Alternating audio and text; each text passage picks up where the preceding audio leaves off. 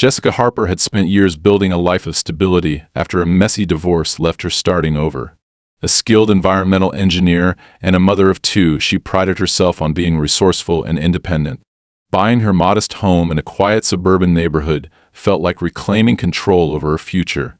Though the house wasn't extravagant, it was hers, a sanctuary she had fought hard to afford. The rooftop garden she'd designed and the solar panels she'd installed symbolized not just her professional expertise but her personal triumphs. Those panels reduced her energy costs significantly, a detail she relished as both practical and symbolic. Her home wasn't just where she lived, it was a declaration of her ability to thrive. Jessica's rooftop was her haven. Early mornings often found her there with a cup of coffee, watching the sunrise while the panels quietly hummed to life. It was a space where she could breathe, plan her day, and think about the future she was building for herself and her children. Her two boys, Evan and Liam, aged 12 and 9, loved the rooftop too. On warm weekends, they'd bring books or small toys and sit under the small pergola she had assembled from recycled wood. Everything about the rooftop, from the lush plants she meticulously cared for to the energy-efficient panels, reflected her values: sustainability, independence, and self-sufficiency. The Homeowners Association (HOA) had been an annoying but manageable part of life in the neighborhood. At first, Jessica had considered their strict rules to be mostly harmless. Regulations about lawn height, garbage placement, and approved exterior paint colors were irritating but easy enough to follow.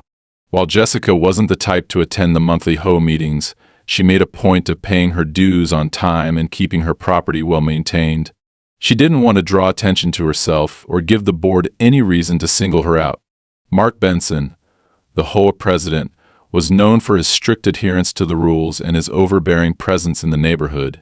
Jessica had heard her neighbors grumble about his micromanaging tendencies, but she had little personal interaction with him. That changed one Friday evening, when she found an official-looking envelope from the HOA in her mailbox.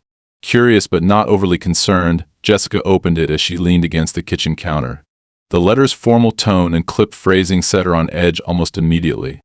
Dear Ms. Harper, as part of the HOA's continued efforts to promote sustainability and energy efficiency within the community, the HOA board has voted to designate all residential rooftops as shared community spaces.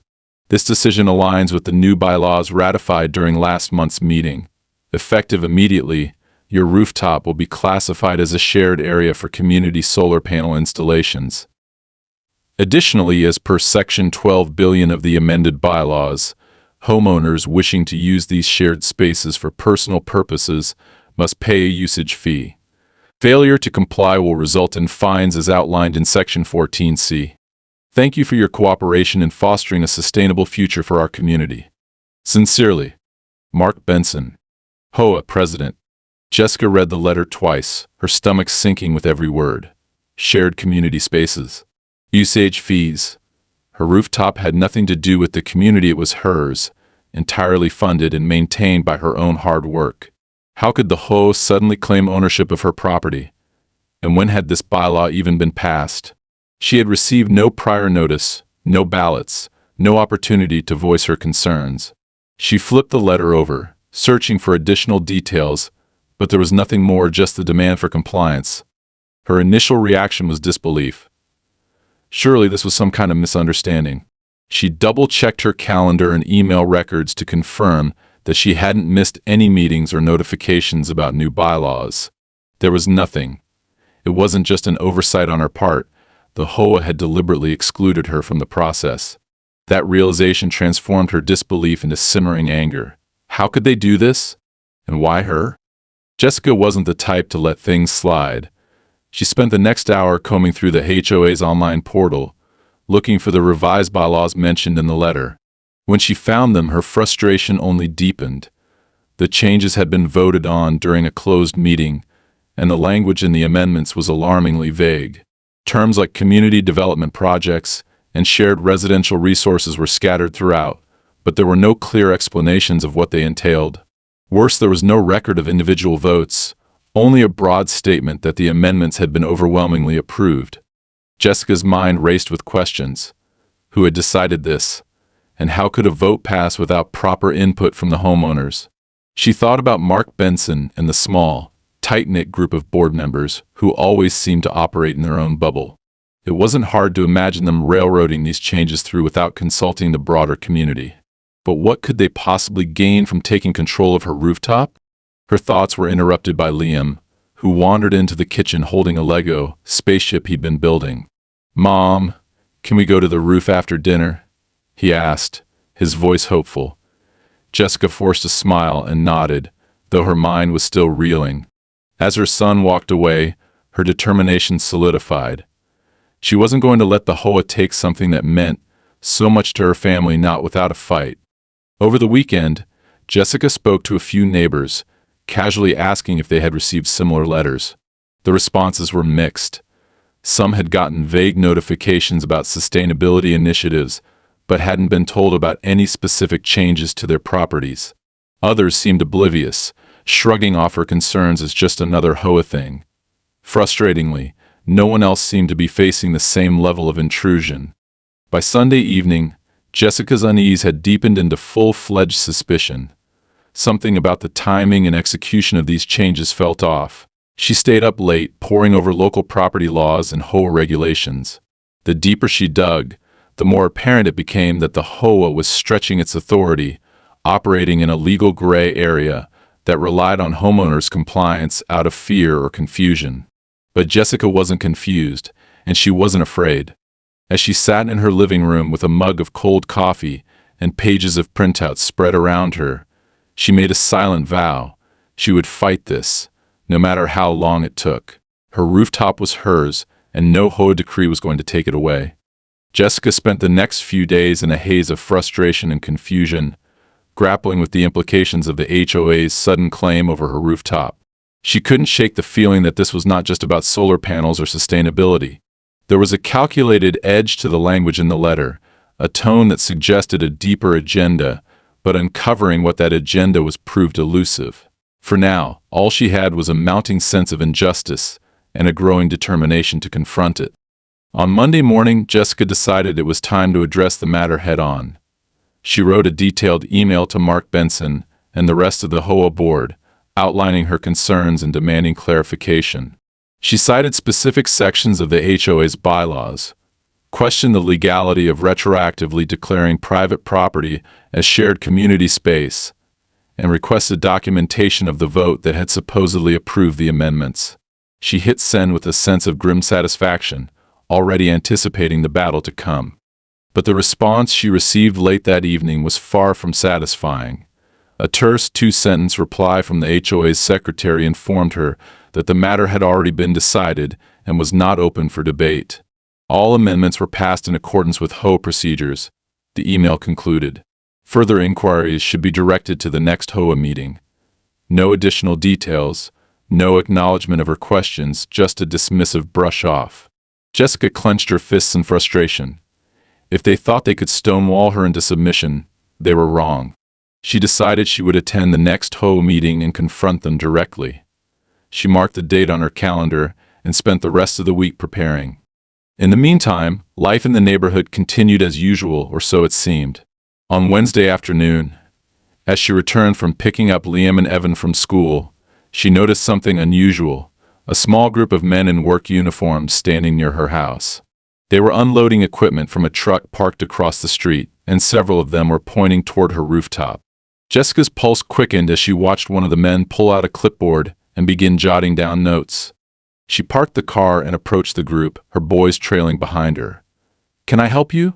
she asked, trying to keep her voice calm despite the unease creeping into her chest. One of the men, a stocky middle-aged guy with a company logo on his shirt, turned to her with a neutral expression.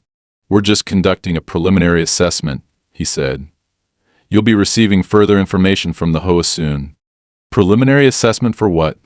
Jessica pressed, crossing her arms. The man hesitated, glancing at the clipboard before responding. "It's part of the Community Solar Initiative. We've been contracted to evaluate properties for potential installations." Jessica's stomach turned. "My property is not part of any initiative," she said firmly. "I didn't consent to this." The man shrugged. "We're just following instructions. Any concerns should be directed to the HOA. With that, he turned away, clearly uninterested in continuing the conversation. Jessica felt a wave of anger rise in her throat as the men continued their work, ignoring her presence. She pulled out her phone and began taking photos of the group and their equipment, determined to document everything. Her boys watched silently from the driveway, sensing her tension but unsure how to react. By the time the men packed up and left an hour later, Jessica was seething. She couldn't shake the feeling that the HOA was deliberately escalating the situation, pushing her to see how far they could go before she cracked. But if they expected her to back down, they were sorely mistaken. The following evening, Jessica sat in her living room with a stack of documents spread out before her. She had spent hours researching property laws and HOA regulations, trying to piece together a strategy for fighting back. What she discovered was both infuriating and alarming. While HOAs had significant leeway in enforcing community standards, their authority over private property was not unlimited. Declaring her rooftop as shared space was a clear overreach, but proving that in a legal setting would be a complex and expensive process. She sighed, rubbing her temples as her frustration mounted. It was becoming clear that the HOA was counting on her reluctance to engage in a prolonged legal battle. Most homeowners would simply comply to avoid the hassle and expense of fighting back. But Jessica wasn't most homeowners. Her thoughts were interrupted by a knock at the door. She opened it to find her neighbor, Karen, standing on the porch with a concerned expression. Karen was an older woman who had lived in the neighborhood for decades. She was one of the few people Jessica had confided in about the rooftop issue, and her support had been a small but welcome comfort. "I saw those men on your roof yesterday," Karen said, stepping inside. "I thought you should know they were at my house this morning, too." Jessica frowned. "What did they say?" "Same thing they told you, I imagine. Something about a solar initiative." Karen hesitated, lowering her voice. "But there's more. I overheard them talking about contracts, something about how they're under pressure to finish the assessments quickly. One of them mentioned Mark Benson by name." Jessica's heart sank. This wasn't just a bureaucratic oversight or a miscommunication. It was a coordinated effort, and Mark Benson was at the center of it. Karen reached into her bag and pulled out a folded piece of paper. "I thought you might want to see this," she said, handing it to Jessica. It was a flyer from a local energy company advertising a pilot program for community solar installations. The fine print at the bottom listed the HOA as a participating partner. Jessica stared at the flyer, her mind racing. This wasn't about sustainability or community benefit, it was a business deal, plain and simple. And if the HOA was involved, it was likely that Mark Benson and his cronies stood to profit handsomely from the arrangement. "Thank you, Karen," Jessica said, her voice steady despite the storm brewing inside her. "This helps. A lot." Karen nodded, her expression serious. "You be careful, Jessica. Mark doesn't like being challenged. And from what I've heard, he's not above playing dirty." Jessica spent the rest of the evening piecing together the puzzle. The flyer, the men on her roof, the dismissive emails from the HOA, it all pointed to one conclusion. The HOA was using its authority to strong-arm homeowners into participating in a scheme that would benefit a select few at everyone else's expense. By the time she went to bed, Jessica had made up her mind. She would attend the next HOA meeting, not just to demand answers but to expose the truth. Whatever Mark Benson was planning, she was determined to stop it. The night of the HOA meeting arrived with an air of tension Jessica couldn't shake. It was held in the community center, a modest building that usually hosted casual events like game nights and yoga classes. But tonight, the room buzzed with hushed conversation as residents trickled in, some holding cups of coffee, others clutching printed HOA documents. Jessica walked in clutching her own folder, packed with research, copies of bylaws, and the flyer Karen had given her. She scanned the room, quickly spotting Mark Benson near the front. He was chatting with another board member, his booming laugh cutting through the murmur of the crowd. His confidence was palpable, and it only fueled Jessica's determination. She chose a seat near the middle of the room, making it easier to observe and harder for Benson to ignore her when the time came. As she sat, her neighbor Karen waved from across the room. Karen gave her a supportive nod, and Jessica appreciated the gesture, knowing full well that few in the neighborhood were willing to go against the HOA openly. Mark Benson called the meeting to order promptly at 7 p.m., tapping his pen against the microphone to quiet the room. His tone was jovial, but his posture radiated control. After rattling off a few routine updates about landscaping projects and trash collection policies, he pivoted to what he called the exciting new initiative for community sustainability. Jessica's stomach tightened as he launched into a presentation about the solar panel expansion project. As you all know, Benson began, his voice oozing with false enthusiasm, "We've partnered with Greensky Energy to bring additional solar capacity to our neighborhood. This initiative not only promotes renewable energy but also positions our community as a leader in environmental stewardship." He paused for effect, smiling as if he expected applause. A few people murmured in agreement, but most simply listened. Jessica raised her hand, and Benson's eyes flicked to her with a barely concealed look of irritation. "Yes, Miss Harper?" She stood, holding up the HOA's letter she'd received. "I have a question about this initiative. Your letter states that my rooftop has been reclassified as a shared community space. Could you explain how that decision was made, and under what authority?" The room fell silent, and all eyes turned to Benson. He didn't miss a beat, his smile unwavering. "The decision was made by the board, Ms. Harper, in accordance with the bylaws. We held a vote during last month's meeting, and the amendments were passed by an overwhelming majority." Jessica held her ground. "I've reviewed those bylaws, and there's no mention of any clause that allows the HOA to reclassify privately owned property. And I've yet to see any evidence that the homeowners were properly notified about this vote. Can you provide documentation of the voting process?" A ripple of murmurs spread through the room. Benson's expression hardened, though he quickly masked it with a practiced air of patience. "Miss Harper, all decisions were made transparently and with the community's best interests in mind. If you'd like to review the minutes from the meeting, I'd be happy to provide them after tonight's session." Jessica knew this was a deflection. She pressed on, her voice steady. If this was transparent, then why weren't all homeowners notified in advance? Why wasn't there a community-wide ballot for something as significant as declaring private rooftops shared property?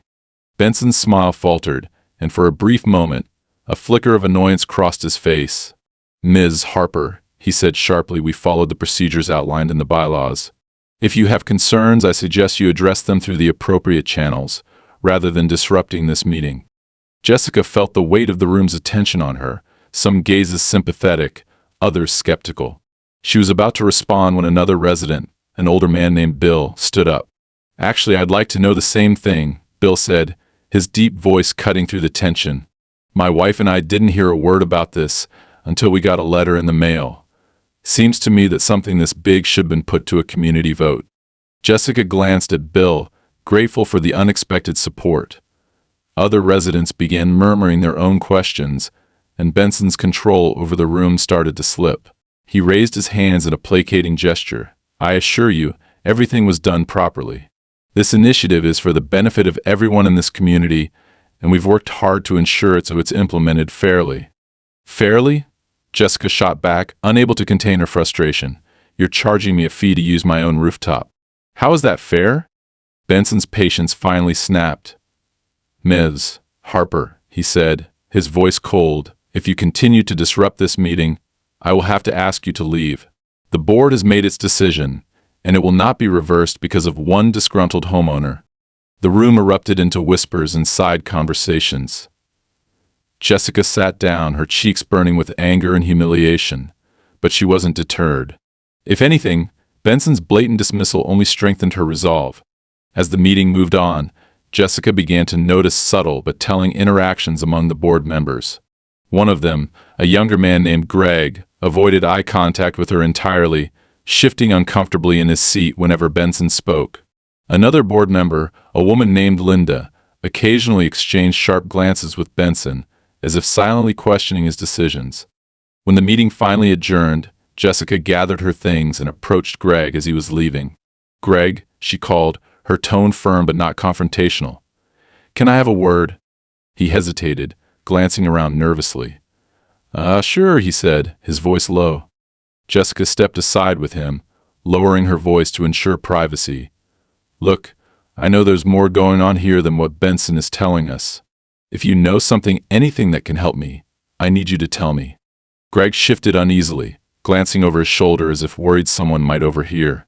I don't know what you're talking about, he stammered. Jessica narrowed her eyes. You don't seem as confident as Benson is about this whole initiative. If you think something's off, now's the time to speak up. This isn't just about me, it's about all of us. Greg hesitated for a long moment, then finally leaned in. Look, I can't say much, he whispered. But you're right. There's more to this than he's letting on. I'll try to get you some information, but you didn't hear this from me, okay? Jessica nodded, her pulse quickening. Thank you, Greg. I appreciate it. As she left the community center that night, Jessica felt a renewed sense of purpose. She didn't have all the answers yet, but she was starting to peel back the layers of Benson's scheme. Whatever he was hiding, she was determined to uncover it, and she wouldn't stop until she did. Jessica left the HOA meeting with a fire in her chest, fueled by Benson's dismissiveness and the subtle cracks she'd noticed among the board members. Greg's cryptic comments stuck with her, confirming that there was something bigger happening behind the scenes. She spent the next few days in a frenzy of research, poring over every document she could find related to the HOA's operations, bylaws and financial disclosures. Late nights and early mornings became routine as she scoured through community meeting minutes, cross-referenced amendments, and even pulled records from the local county office. The deeper she dug, the more troubling patterns began to emerge. Most of the HOA's decisions seemed centered around projects that were pitched as sustainability initiatives but carried hidden financial incentives. Contracts were often awarded to the same few companies, all of which were linked to Benson through indirect but traceable relationships. One name stood out repeatedly: Greensky Energy, the company spearheading the rooftop solar panel expansion. Jessica's growing suspicions were confirmed when she discovered that Greensky's CEO was Mark Benson's brother-in-law. This revelation sent a chill down her spine. The so-called community initiative was nothing more than a money-making scheme designed to funnel profits into Benson's pockets under the guise of environmental progress. Worse, it seemed the HOA had intentionally targeted certain homes for the solar panel installations, houses with large, unobstructed rooftops like hers. Fueled by her findings, Jessica decided it was time to take more direct action. She needed proof that could expose Benson and force the HOA to back down. Greg's tentative offer of help lingered in her mind, but she knew she couldn't rely solely on him. If Benson suspected Greg was leaking information, the younger board member would likely back out. Jessica needed something concrete, something undeniable. One evening, as she reviewed the photos she had taken of the contractors on her roof, a detail caught her eye. In one of the images, a worker was holding a tablet with Greensky's logo prominently displayed. Jessica zoomed in and noticed what looked like a project management dashboard on the screen. It listed addresses, timelines, and what appeared to be access codes. Her pulse quickened. If Greensky was logging private information about her property, it could be a serious breach of privacy laws.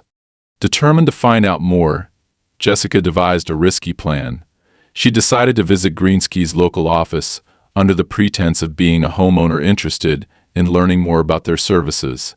It wasn't hard to arrange. Their contact information was plastered all over the flyers distributed by the HOA. A quick phone call to their office receptionist was all it took to schedule a consultation. When Jessica arrived at Greensky's sleek, modern office building, she dressed the part of an eager and uninformed customer. A cheerful representative greeted her in the lobby and led her to a small conference room, where a tablet was set up to display a slideshow about Greensky's services. Jessica played along, feigning interest as the representative launched into a rehearsed pitch about the benefits of community solar programs. As the presentation droned on, Jessica's attention was laser-focused on the tablet. At one point, the representative excused himself to grab a printout from the main office, leaving Jessica alone in the room. She seized the opportunity, quickly navigating the tablet's menu. To her relief, the device wasn't locked. Within seconds, she found what she was looking for: a database of participating properties, complete with installation schedules, technical specifications, and billing information. Her address was listed, along with several others in her neighborhood.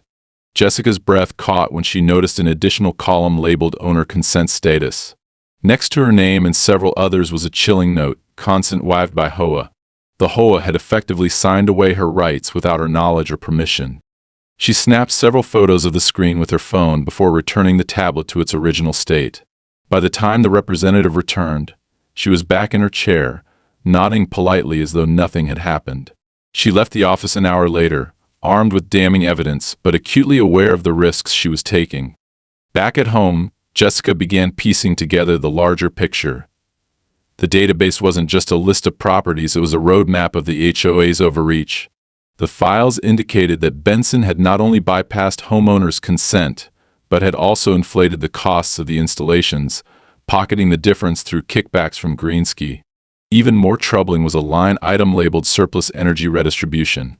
According to the files, excess energy generated by the panels wasn't being credited back to homeowners as promised.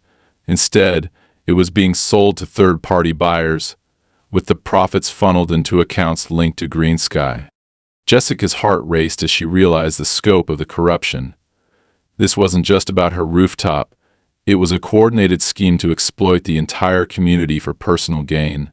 Benson wasn't just a petty HOA president, he was orchestrating a full-scale racket under the guise of environmental stewardship. But uncovering the truth was only half the battle. Jessica knew that exposing Benson wouldn't be easy, especially with the HOA's resources stacked against her. She needed allies, people who could corroborate her findings and stand with her when the time came to confront the board. Her first move was to reach out to Greg. She sent him a carefully worded text, asking if he could meet her privately to discuss the Rooftop initiative. To her surprise, he agreed, though his response was cautious. They met the following evening at a quiet coffee shop on the edge of town, far from prying eyes. Greg looked nervous as he slid into the booth across from her, glancing around as though expecting Benson to appear at any moment. Jessica wasted no time, laying out the evidence she had gathered and explaining her suspicions about Benson's ties to Greensky. Greg's face paled as she spoke, and when she finished, he let out a shaky breath. "I knew something was off," he admitted. "Benson's been pushing this initiative harder than anything else we've ever done. He's been holding closed-door meetings with Greensky reps for months, but he always brushes it off when I ask questions. I didn't know it went this deep." "Then help me," Jessica said, her tone firm. "You're on the board, you have access to documents I can't get. If you can find anything that backs this up, we can stop him before it's too late." Greg hesitated, his eyes darting to the folder she had brought with her. "If Benson finds out I'm helping you, I'm finished," he said quietly. "But you're right. This isn't what I signed up for. I'll see what I can do."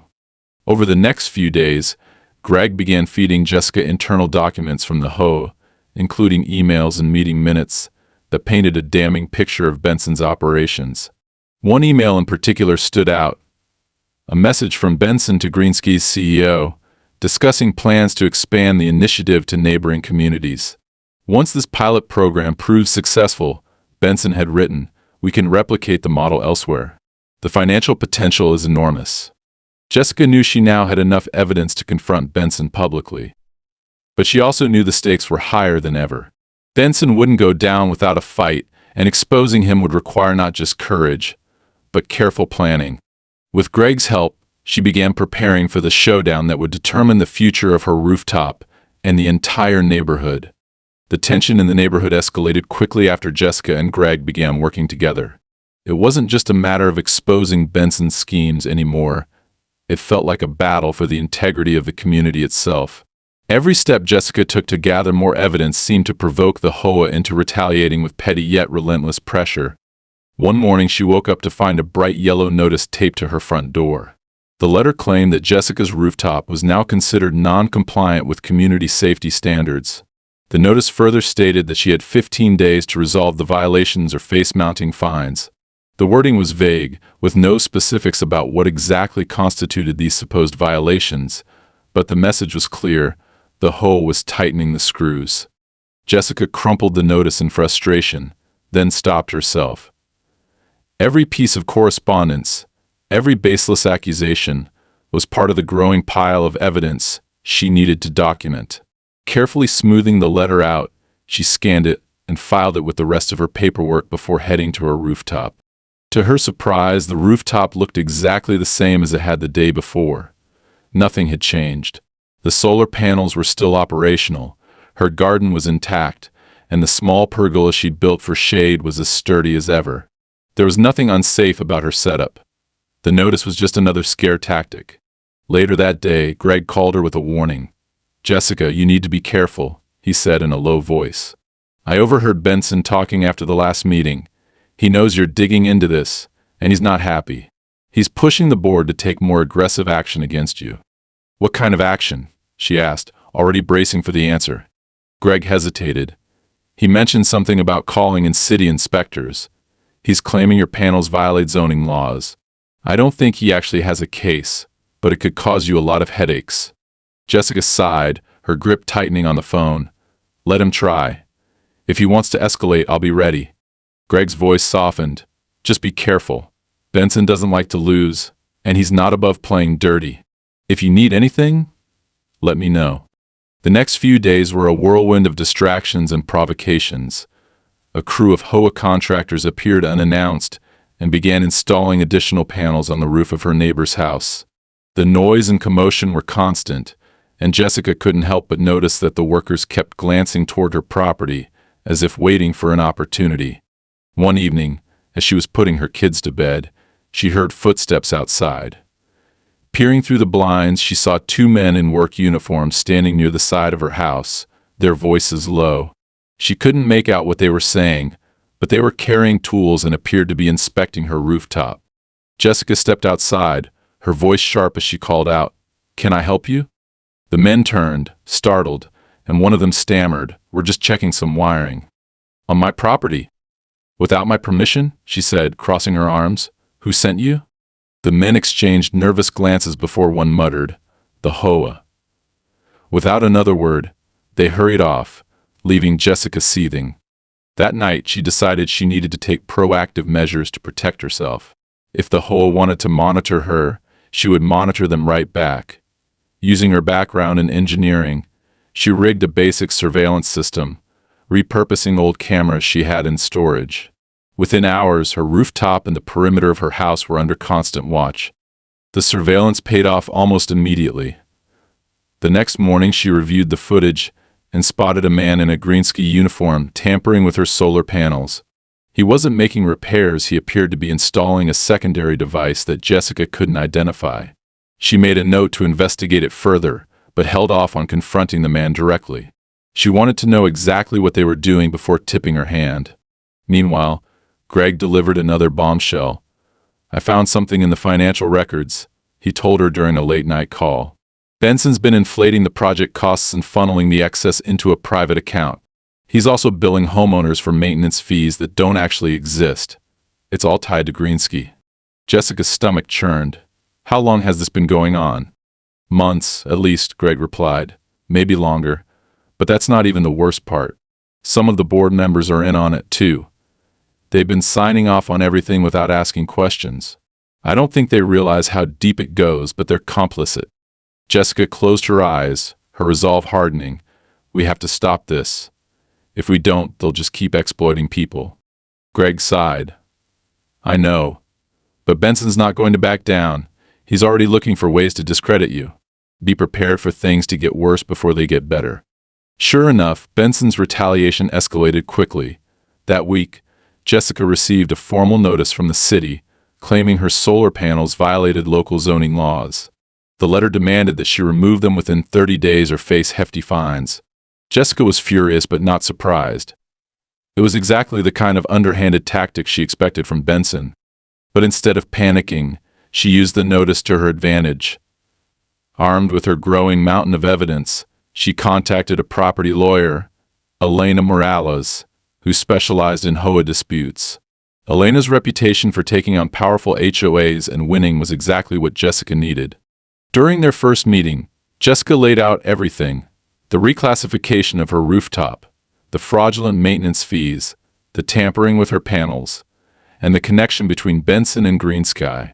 Elena listened carefully, occasionally jotting down notes. When Jessica finished, Elena leaned back in her chair, a thoughtful expression on her face. "You've got a strong case," Elena said. "But this isn't just about your rooftop anymore. This is systemic corruption. If we're going to take this on, we'll need to hit them where it hurts." "What do you mean?" Jessica asked. "We go after their finances," Elena explained. "The HOA and Greensky are tied together through a web of shady contracts. If we can prove fraud, we can dismantle the entire operation. But it's going to take time and it's going to get ugly." Jessica nodded, her determination unwavering. "I'm ready." Over the next few weeks, Elena filed a series of legal challenges, including an injunction to halt any further rooftop installations in the neighborhood. At the same time, Jessica worked with Greg to uncover more evidence, focusing on the device she had seen installed on her panels. After consulting with a trusted colleague in the renewable energy field, Jessica identified the device as a power diverter, a tool used to siphon excess energy from private solar panels and redirect it elsewhere.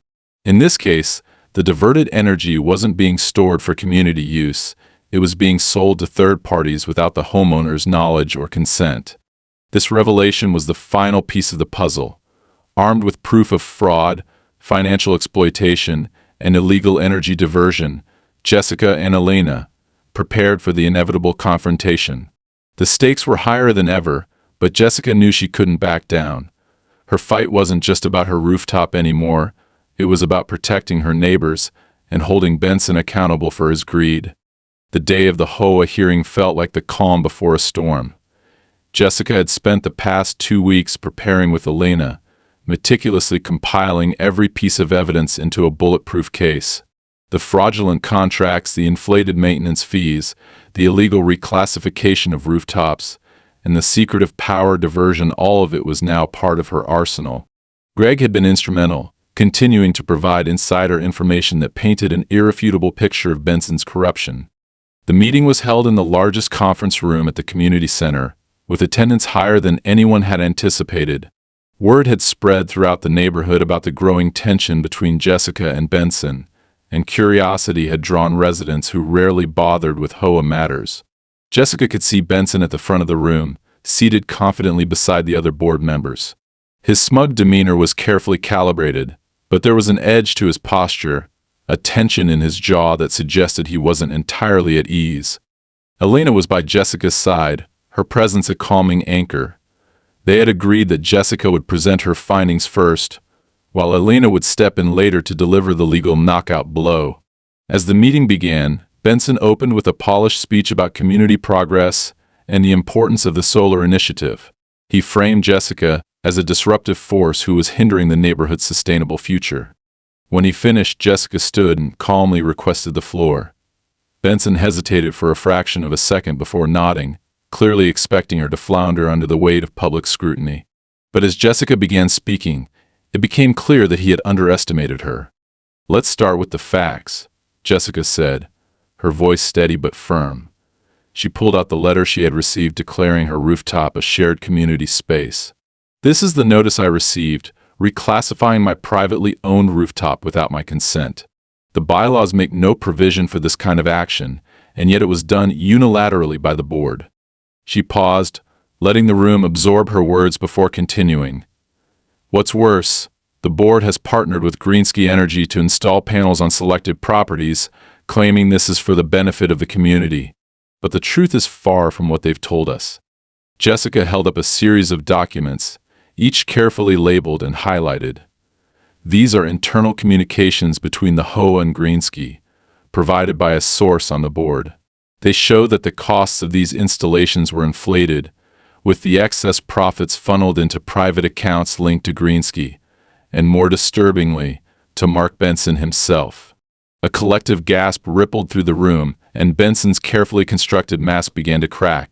"This is outrageous," he interrupted, his voice rising. "You can't make baseless accusations like that without proof." Jessica didn't flinch. She handed a stack of copies to the nearest board member. "It's not baseless. These are emails, financial records, and invoices that prove exactly where the money went. And that's not all." She pulled up a photograph on her phone and held it up for everyone to see. It showed the power diverter installed on her panels. "This device was secretly installed on my rooftop by contractors working under the HOA's orders. It siphons excess energy generated by my panels and redirects it to third parties, profiting the HOA and Green Sky, while leaving homeowners like me in the dark literally and figuratively. The room erupted into murmurs, some of the residents now openly glaring at Benson. He stood abruptly, slamming his hand on the table. This is a blatant attempt to undermine the board. These so-called documents could have been fabricated by anyone. Jessica didn't respond to him. Instead, she gestured for Alina to take the floor. The lawyer rose gracefully, her presence commanding the room. "Mr. Benson," Elena said, her voice cold and precise, "the documents you see before you have been independently verified. Additionally, we've filed a formal complaint with the State Attorney General's office, citing evidence of fraud, financial misconduct, and illegal reclassification of private property. This is not a matter of opinion, it's a matter of law." Benson's face turned red, and he stammered something unintelligible, but Elena didn't give him the chance to recover. "We're also filing an injunction to halt all current installations under the so-called solar initiative, as well as a lawsuit against both the HOA and Greensky Energy. I'd advise you to consult your own legal counsel, Mr. Benson, because the consequences of your actions are about to become very real." The room fell silent, the weight of her words hanging in the air. Jessica watched as Benson's confidence visibly crumbled, his composure slipping under the pressure. He looked around the room, searching for allies among the board members, but found only blank or uneasy expressions. Even Linda, who had previously been one of his staunchest supporters, avoided his gaze. As the meeting adjourned, Jessica felt a wave of relief but also a sense of unfinished business. Benson stormed out without another word, leaving the board scrambling to manage the fallout. Several neighbors approached Jessica to thank her. Their gratitude mingled with anger at having been deceived for so long. Outside the community center, Elena turned to Jessica with a small smile. "You did well in there. This isn't over, but you've dealt a serious blow." Jessica nodded, her resolve firm. "It's not just about me anymore. I'm not stopping until this entire scheme is dismantled." That night, for the first time in weeks, Jessica allowed herself a moment to breathe. But she knew the fight wasn't finished. Benson was cornered, but a man like him wouldn't go down without a final attempt to save himself. Jessica was ready, though. She had come too far to stop now. The days following the HOA meeting were a whirlwind of fallout and reckoning. Mark Benson's departure from the meeting had not gone unnoticed by the residents, many of whom were now demanding answers. The evidence Jessica had presented created a firestorm within the community, and neighbors began to openly question the legitimacy of Benson's leadership and the HOA's actions. By the end of the week, news spread that Benson had resigned as HOA president, citing personal reasons. Though everyone knew the truth, his position had become untenable. Jessica didn't allow herself to celebrate just yet. The fight was far from over, and Benson's resignation was only the first step. Elena continued to push forward with the legal case, filing the injunction against Greensky Energy and initiating formal proceedings to recover the misappropriated funds. Meanwhile, Jessica worked with Greg and a growing number of neighbors to review every policy and project the HOA had enacted under Benson's tenure. What they uncovered was staggering: years of financial irregularities, unexplained expenses, and contracts awarded to companies with ties to Benson and his associates. Despite the chaos, there was a growing sense of empowerment among the residents. Jessica's actions had inspired others to speak up, and what began as a solitary fight quickly transformed into a collective movement. Neighbors who had previously been apathetic or intimidated by the HOA were now organizing meetings, sharing stories of past grievances, and calling for a complete overhaul of the board. A month after the hearing, a special election was held to replace Benson and the other complicit board members who had either resigned or been voted out. Jessica declined to run for a position herself, preferring to remain an advocate rather than an official. However, her influence was undeniable. The newly elected board pledged to operate with transparency and accountability, vowing to rebuild trust within the community. On the legal front, the case against Greensky Energy gained significant traction. The court found that the company had knowingly participated in fraudulent activities, and they were ordered to pay restitution to the affected homeowners. Jessica received compensation for the unauthorized use of her rooftop, as well as damages for the harassment she had endured. More importantly, The ruling set a precedent that would make it far more difficult for HOAs and corporations to exploit homeowners in similar ways. For Jessica, the victory was bittersweet. While she had achieved what she set out to do, the battle had taken its toll. Weeks of stress, sleepless nights, and constant vigilance had left her drained. But as she stood on her rooftop one evening, watching the sun set over the neighborhood, she felt a deep sense of pride. The panels were hers again, untampered and fully operational, providing clean energy just as she had intended from the start.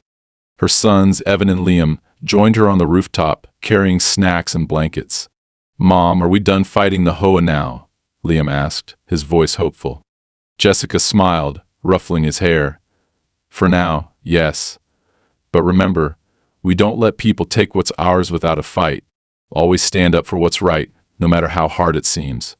Evan nodded, a thoughtful expression on his face. "You're pretty awesome, Mom."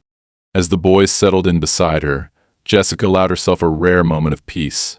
The neighborhood had changed, but so had she. She wasn't just a homeowner or a mother, she was a fighter. Someone who had proven that even the most entrenched systems of power could be challenged and dismantled with determination and truth. The new HOA board eventually approached Jessica, asking for her input on future community projects. She agreed to help on one condition, that every decision be put to a vote by the homeowners, with full transparency. The board accepted, eager to distance themselves from the corruption of the past. Months later, the neighborhood felt different. The air was lighter, the tension that had once permeated the streets now replaced by a sense of camaraderie. Jessica hosted a small gathering on her rooftop to celebrate the changes, inviting the neighbors who had supported her through the ordeal. As they laughed and talked under the soft glow of string lights, Jessica realized that her rooftop had become more than just a symbol of independence. It was a reminder that one person's determination could inspire an entire community to reclaim their voice. She looked out over the neighborhood, the rooftops gleaming in the twilight, and felt a quiet satisfaction. The fight had been worth it. Her home was truly hers again, and the future felt bright,